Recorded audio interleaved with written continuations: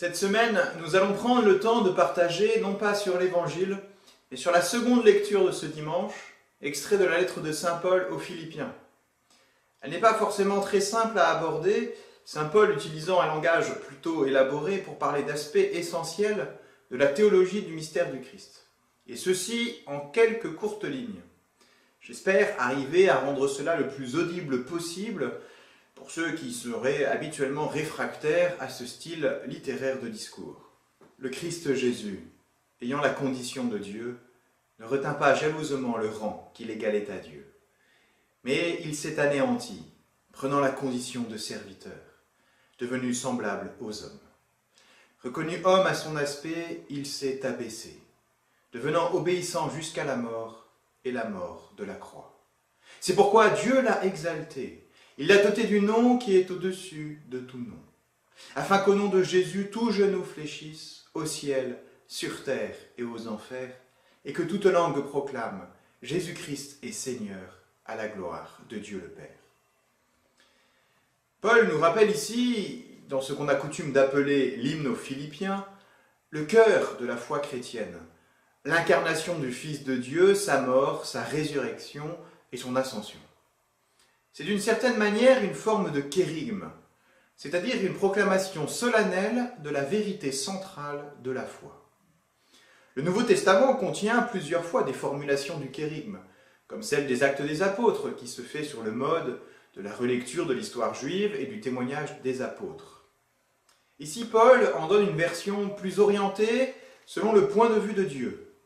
Le Christ, le Fils de Dieu, deuxième personne de la Trinité, se fait homme. Et comme homme, il s'abaisse jusqu'à donner sa vie sur une croix, en signe d'amour pour les hommes et en signe d'obéissance à la volonté de son Père, qui souhaitait ainsi montrer l'amour qu'il porte aux hommes. Dieu offre son propre Fils pour montrer aux hommes jusqu'où il est prêt à les aimer, en donnant sa vie. Et comme l'amour de Dieu est plus puissant que la mort, Jésus est ressuscité et exalté. C'est-à-dire qu'il retrouve pleinement les attributs de sa divinité qu'il avait laissés pour se faire homme. Il faut faire attention à bien comprendre ce que cela veut dire. Quand Jésus se fait homme, il ne cesse pas temporairement d'être Dieu, mais il quitte ses caractères divins d'être spirituel, hors du temps et immortel. Il devient chair, vit dans le temps et connaît la mort, comme chacun de nous. Cet abaissement du Christ, cet anéantissement, comme dit saint Paul, ce dépouillement qu'accepte Jésus est ce qu'on appelle la kénose. Le Fils, tout en demeurant de nature divine, abandonne donc, pour se faire homme, tous les attributs divins qui l'auraient empêché de vivre la condition de l'homme.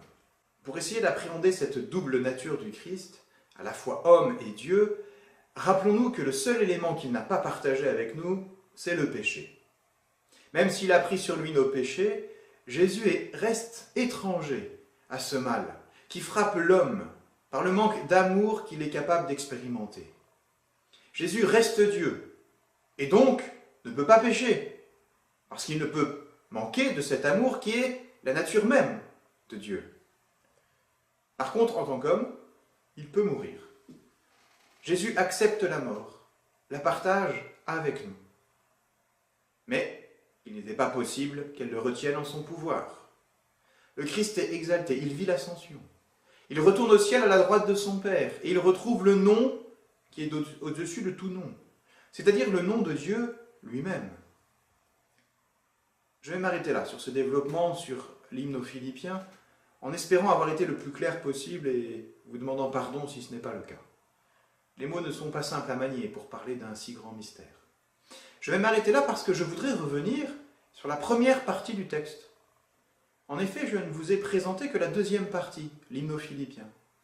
En vérité, saint Paul introduit cet hymne théologique par ces mots. « Frères, s'il est vrai que dans le Christ on se réconforte les uns les autres, si l'on s'encourage avec amour, si l'on est en communion dans l'esprit, si l'on a de la tendresse et de la compassion, alors, pour que ma joie soit complète, ayez les mêmes dispositions, le même amour, les mêmes sentiments.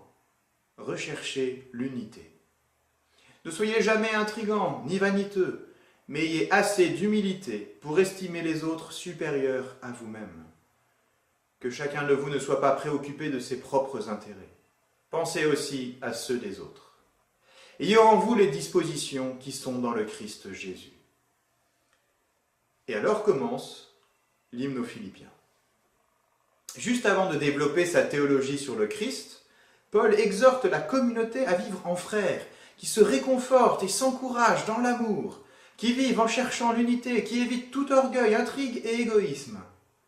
Il donne ici les attitudes à chercher ou à éviter pour vivre comme des frères, véritables disciples du Christ.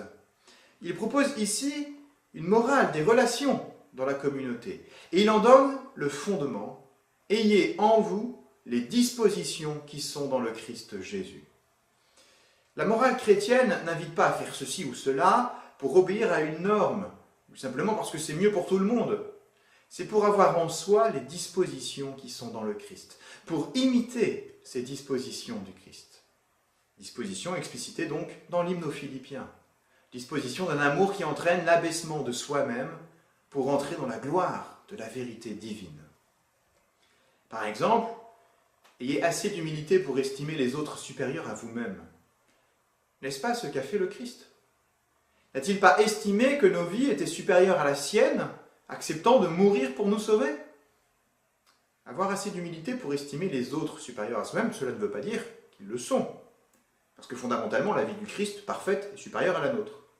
Mais Jésus, par amour, a agi en considérant notre vie comme supérieure à la sienne, même si ce n'est pas le cas. Paul nous invite donc à fonder notre agir uniquement sur la manière d'agir du Christ. Si je choisis de poser tel acte, c'est dans le but d'imiter Jésus-Christ. Si je choisis de poser tel acte, c'est pour vivre à mon tour cette kénose, cet abaissement qui permet finalement de grandir, d'être exalté. Car ce que le Christ a vécu est un exemple pour nous dans toutes ces étapes. Rappelons-nous la parole de saint Irénée, « Dieu se fait homme pour que l'homme soit fait Dieu ». Le Père nous invite à l'abaissement, à l'humilité, à l'exemple de son Fils, pour qu'il puisse lui-même nous relever et nous faire grandir et entrer dans sa gloire.